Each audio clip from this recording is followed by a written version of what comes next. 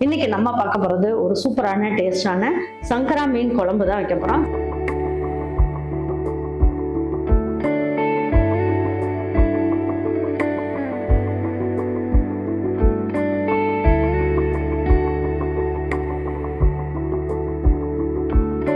இது வந்து ரொம்ப ஈஸியா செஞ்சிடலாம். தேங்காய்லாம் கம்மியா போட்டு குழம்பு வைக்கலாம். குழம்பு வந்து பாத்தீங்கன்னா நல்லா தேன் மாதிரி சூப்பரா இருக்கும். வாங்க எப்படி செய்யலாம் அப்படிங்கிறத வீடியோக்குள்ள போய் பார்ப்போம்.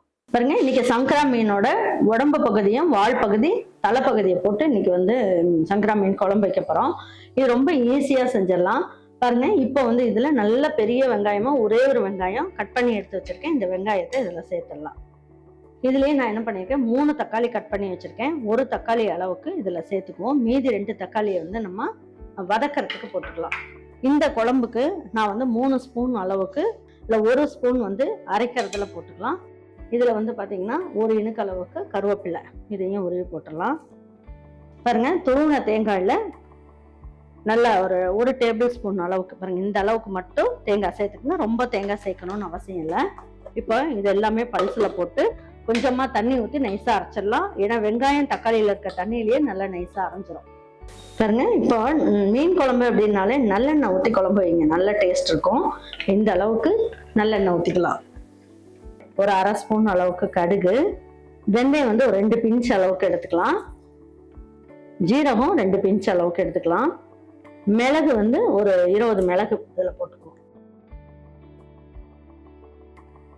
பாருங்க, நல்லா பொரிஞ்சிருச்சு. இப்போ வந்து என்ன பண்ணலாம், ஒரு இனுக்கு அளவுக்கு கருவேப்பிலை சேர்த்துக்கலாம். இதுல ஒரு 10 பல்லு பூண்டை தட்டி எடுத்து வச்சிருக்கேன், இதையும் சேர்த்துக்கலாம். பாருங்க, பூண்டு வந்து நல்லா பொரிஞ்சிருச்சு பார்த்தீங்களா. இப்போ இந்த அளவுக்கு வந்ததுக்கு அப்புறம் 2 கை அளவுக்கு நம்ம வந்து சின்ன வெங்காயம் போட்டுக்கலாம்.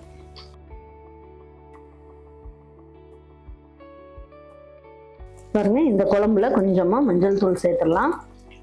இந்த குழம்புக்கு தேவையான அளவுக்கு உப்பையும் சேர்த்துடலாம்.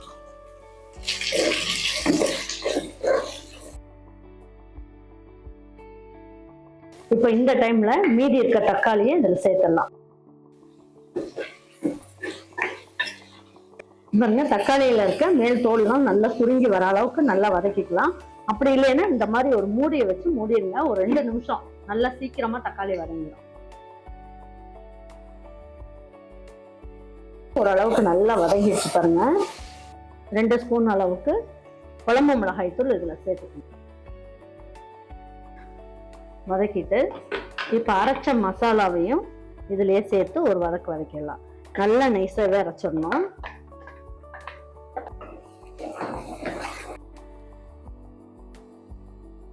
பாருங்க, இது எல்லாமே நல்லா இந்த மாதிரி வதக்கிடுங்க. இதில் பச்சை வாசம் போயிருக்கும். இப்போ வந்து என்ன பண்ணலாம், நம்ம இந்த மசாலெல்லாம் ஊற்றிருக்கோம் இல்லையா, தேவையான அளவுக்கு தண்ணி இதிலேயே ஊற்றிடுங்க. இதில் அதிகமாக நம்ம வந்து தேங்காயெல்லாம் சேர்க்கல. குழம்பு வந்து நல்லா சூப்பராக இருக்கும். ஒரு சின்ன எலுமிச்சம்பழம் சைஸுக்கு புளியை வந்து கரைச்சி வச்சுருக்கேன், இதை ஊற்றிடலாம். உங்களுக்கு தேவையான அளவுக்கு தண்ணியும் இப்பயே ஊற்றிடுங்க, அப்புறம் ஊற்ற வேண்டாம். நம்ம இப்போ தட்டை வச்சு மூடிடலாம். ரொம்ப ஈஸி. எல்லாமே குழம்பு இப்படி கூட்டி வச்சுட்டிங்கன்னா கொதிச்ச உடனே டக்குன்னு மீன் குழம்பு ரெடி ஆயிடும். இப்போ தட்டை வச்சு மூடி வச்சிடலாம். இது வந்து ஒரு 5லேருந்து ஒரு 7 நிமிஷம் நல்லா கொதிக்கட்டும். நல்லா கொதிக்கிற மாதிரி கொதிக்கணும். கொதிக்கும் போது நம்ம மீன் சேர்க்கலாம். பாருங்க, குழம்பு நல்லா கொதிச்சுக்கிட்டு இருக்கு. பாருங்க, இந்த மாதிரி கொதிக்கும் போது தான் நம்ம வந்து ஒரு வாட்டி நல்லா கலந்து விட்டுட்டு மீனெல்லாம் எடுத்து போட்டுக்கணும். இந்த மாதிரி சங்கரா மீன் உடம்பு தலையெல்லாம் இருக்குல்ல, இது அப்படியே போடுங்க, நல்ல டேஸ்ட் கிடைக்கும்.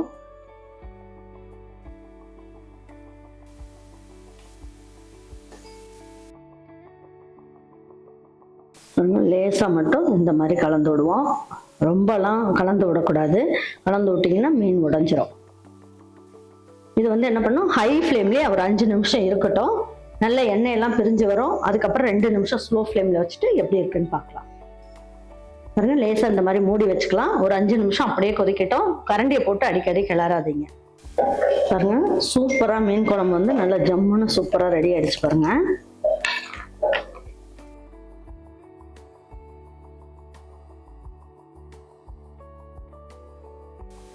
ஸ்டவ் ஆஃப் பண்ணிடலாம்.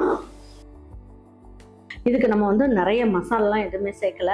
அதனால ரொம்ப நல்ல டேஸ்ட்டாக சூப்பராக இருக்கும். களிக்கு வச்சு சாப்பிடுங்க. இட்லியை நல்லா சுட சுட வச்சு இந்த இட்லியை தொட்டு சாப்பிடுங்க. அதாவது இப்போ வந்து குழம்பு வச்சிட்டிங்கன்னா சாயந்தரத்துக்கு இட்லி சுட்டு மீன் குழம்பு தொட்டு சாப்பிடுங்க. மத்தியானத்துக்கு சாதத்துக்கு வச்சு சாப்பிடுங்க. ரொம்ப அட்டகாசமாக இருக்கும். கண்டிப்பாக இந்த சங்கரா மீன் குழம்பை உங்கள் வீட்டில் இருக்கவங்களுக்கு செஞ்சு கொடுத்துட்டு அவங்களுக்குலாம் பிடிச்சிருந்ததுன்னா லைக் பண்ணுங்கள், ஷேர் பண்ணுங்கள், சப்ஸ்கிரைப் பண்ணுங்கள், மறந்துடாமல் கமெண்ட்ஸ் பண்ணுங்கள். தேங்க்யூ ஃபார் வாட்சிங் ஈரோடு அம்மாச்சி சமையல். தேங்க்யூ.